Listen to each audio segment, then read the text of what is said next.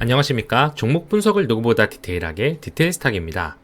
오늘은 대형주 초강세가 나온 오늘의 시황과 지금까지 분석한 종목에 대한 리뷰 영상 올려드립니다. 금일 코스피에선 대형주의 상승이 엄청나게 강했습니다.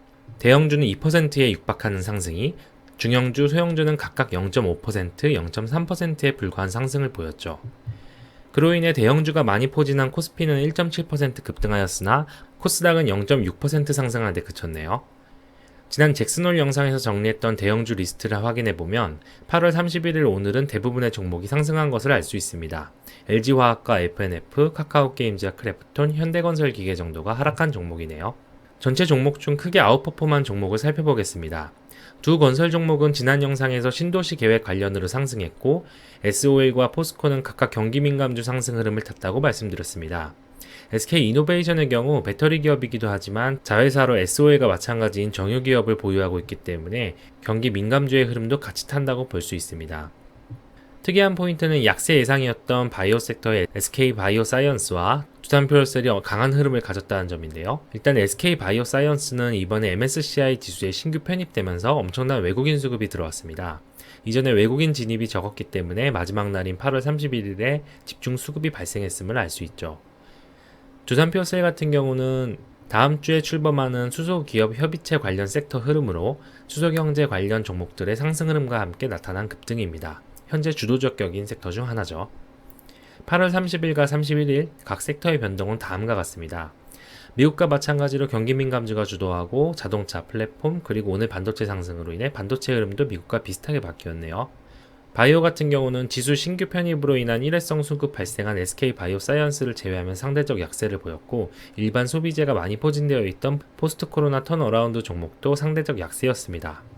이와 같은 전반적인 상승 양상은 8월 31일 만기에 MSCI 국가별 리밸런싱에 의한 효과였다고 볼 수 있습니다. 7월 30일 신흥국 지수 내 국가 비중이 정해졌는데 한국의 비중은 그 이전 13.4%에서 13.3%로 축소됐죠. 지난 영상에서 말씀드린 바와 같이 다른 증시 대비 상대적으로 아웃퍼폼했었기 때문에 비중 축소가 필요했고, 지속적으로 외국인 패시브 자금은 매도를 했었습니다. 그러나 8월 20일 신흥국 지수 저점이 나타난 후 8월 30일까지 상승 기간 동안 중국과 인도 증시가 상대적으로 올라가고 대만도 소폭 반등한 것에 비해 한국 증시는 회복하지 못하는 양상을 보였습니다. 그래서 7월 30일 지수 대비 한국 비중을 고려하면 겨우 13.08%로 비중 축소가 되었는데요. 오늘 이를 원래 목표였던 13.3%에 거의 맞추는 양상이 나온 겁니다. 우측 그림은 코스피 분봉인데 장중 상승만으론 커버가 어려워서인지 시간외에서도 급등시키며 마감한 모습을 볼 수 있죠. 앞으로의 흐름은 중국과 대만, 인도, 브라질 등 신흥국 주요 증시가 얼마나 상승하냐에 달려있을 것 같습니다. 이번 리밸런싱 이후엔 외국인의 꾸준한 매도세는 멈출 가능성이 높습니다. 다만 이들 자금은 국가별 지수 비율 연동 정도가 강하기 때문에 그 이상의 퍼포먼스를 보이기 위해선 외국인 액티브 자금이나 개인의 수급이 꾸준해야겠네요. 시황은 여기까지 보도록 하고 이제까지 분석했던 종목에 대한 리뷰 진행하겠습니다. 아래표는 영상 업로드 시 종가 이후 상승 정도를 나타낸 건데요. 뷰옥스는 19%, 원익PN이 50%, 에코프로 HN은 95% 상승한 상태이고, 코스맥스, 세아제강, 동국제강은 보합 상태이네요. 하나씩 재료와 차트 간단히 리뷰해 보겠습니다. 뷰옥스입니다. 뷰옥스의 특이점은 자기 주식 취득 신탁 체결 공시가 나왔다는 점인데요. 주주가치 제고를 위해 자기 주식을 매입하겠다는 거죠. 대주주가 주식을 매입하는 건 기업 전망이 좋다는 걸 의미하니 당연히 호재입니다. 다만 일회성 재료일 수는 있는데 일단 신탁 계약 기간이 길어 언제 매수할지 모르므로 이들의 대기 매수를 생각하면 주가 하방 경직성이 강해질 수는 있겠네요. 2분기 실적 발표를 보면 산업용 이미지 솔루션, 즉 머신비전에 공급되는 장비의 연간 성장률이 35%로 매우 큽니다. 일반적으로 하반기에 시설 투자가 많아지는 걸 고려하면 3, 4분기 실적 기대해 볼 만합니다. 이 종목은 분석 당시 실적 발표, 제품 공급 뉴스와 유통 주식 증가 이벤트, 기관 수급 개선의 상승 트리거를 제시했는데요. 첫 번째, 네 번째 조건은 만족했고 유통 주식 증가 대신 주식 매입을 결정했네요. 지난 급등 이후 차트상 21선에서 훌륭하게 지지되며 지속 상승 흐름이 발생하고 있습니다. 아쉬운 점은 상승은 급등을 하고 하락은 급락을 하는 양상이 많이 보인다는 점인데요. 아무래도 호가창이 너무 얇아서 생기는 문제인 것 같습니다. 외국인의 매수세는 많이 끊겼고 기관의 순매수량도 많이 감소했습니다. 아직 추세는 꺾이지 않아 대세 상승이 가능하나 개인의 관심을 받아 수급과 거래량이 더 늘지 않으면 하락 흐름으로 전환할 수도 있습니다. 일단 테마가 엮여야 개인이 접근을 많이 할 텐데 원격 진료나 OLED 장비 투자와 등과 엮였으면 하네요. 반도체나 배터리와 엮이면 더 좋고요. 다음은 원익 P&E입니다. 원익 P&E는 새 아파트 전기차 충전기 의무 설치 관련 뉴스가 보도된과 동시에 급등했습니다. 최근 신도시 공급 뉴스와 더불어 이 부분이 주목된 점과 SK증권에서 오랜만에 좋은 보고서를 낸 영향도 있는 것 같습니다.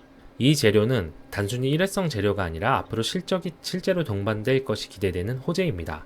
당장 내년부터 말이죠. 이런 경우 재료 소멸로 하락 전환할 가능성이 상대적으로 적어집니다.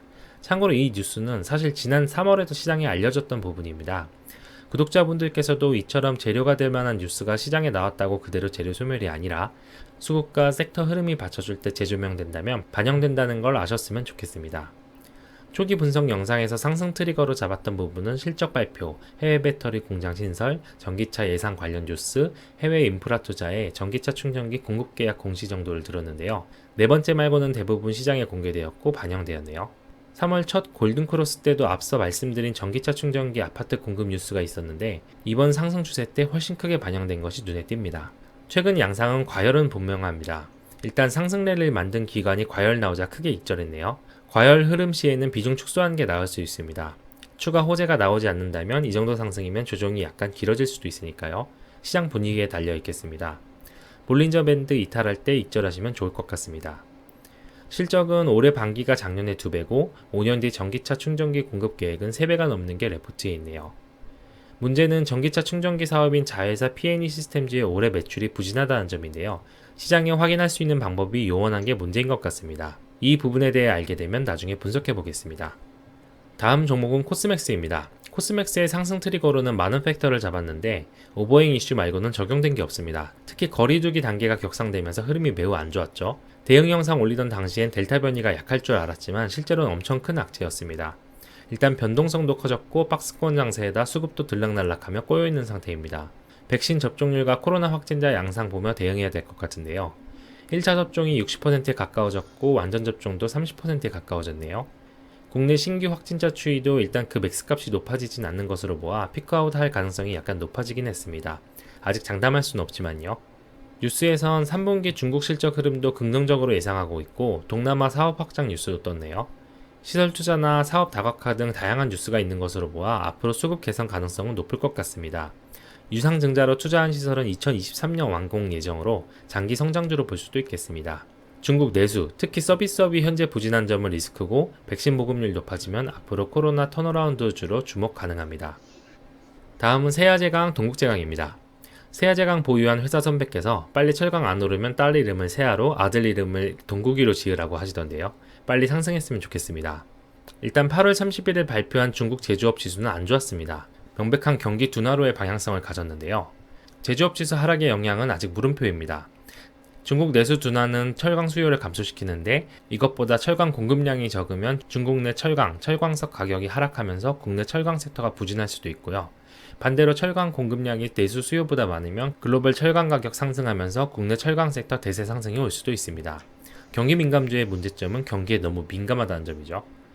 일단 향후 중국의 대응이 중요합니다. 내수 경기 진작을 위해 인프라 부양을 할 것인가 여부, 긴축 재정 정책을 선회할 것인지에 대한 여부, 철강 감산 계획을 준수할 것인지에 대한 여부, 그리고 내수 인플레이션을 막기 위해 철강 수출 규제를 할 건지에 대한 여부겠네요. 일단 유공성은 공급한다고 하고 철광석 철강 가격은 상승 흐름으로 가고 있으니 큰 걱정은 없을 것 같습니다. 특히 몇몇 중국 철강 기업들은 52주 최대가를 경신할 정도로 상승하고 있는데 한국 철강 기업만 안 가는 건 단순 수급 문제일 가능성이 높습니다. 동국제강은 바로 어제 말씀드려 큰 변동점은 없습니다만 골든크로스 발생 이후 장중 5일선 체크하고 121선 지지 양상 나왔습니다. 아주 좋은 흐름이죠. 61선 내려오고 있기 때문에 저항 라인이 점차 좁아질 거고 갭으로 올라타면서 상승 발생할 수 있습니다. 유가 급락 등 델타 변이 확장 국면 뉴스만 없다면 지속 매수 가능합니다. 거의 모든 내구재에는 동국제강에서 만드는 철강 들어간다는 점을 주목하셨으면 좋겠습니다. 세아제강은 이전에 익절 포인트로 얘기했던 부분이 그다지 작동하지 않았습니다. 시장과 섹터를 이기는 종목은 없죠. 철강 흐름이 너무 안 좋았으니까요. 다만 저평가되어 있던 만큼 박스권 하단은 나름 잘 지켰고 이제 상승 흐름을 탈 것 같습니다. 외국인 수급 꾸준하고 이제 연기금도 매수로 전환했습니다. 부진했던 섹터 흐름에도 하방 경직되어 있었으니 이제 위로 올라갈 것 같네요. 헛과창이 얇아 급등락의 가능성도 있으니 유의하시기 바랍니다. 작은 양이라도 기관 외국인의 수급이 꾸준히 들어오면 야금야금 상승할 것 같습니다. 다음은 에코프로 HN입니다. 일단 섹터 뉴스로는 탄소 중립 투자 예산에 관련해 언론에 나오면서 관련 종목 흐름이 매우 좋게 흘러가고 있습니다. 8월 31일 에코프로 HN 외에 탄소 배출권 섹터 대장주들의 흐름은 아주 좋죠. 지수 영향 없이 지속 상승 중입니다. 일방적으로 이탈하는 수급도 없어 티키타카하며 올라가는 것 같습니다. 에코프로 같은 경우는 엄청난 급등을 보였는데요. 공매도 숏커버링이 발생하는지 여부는 이틀 뒤 공매도 잔고를 확인해 봐야 될 것 같고요.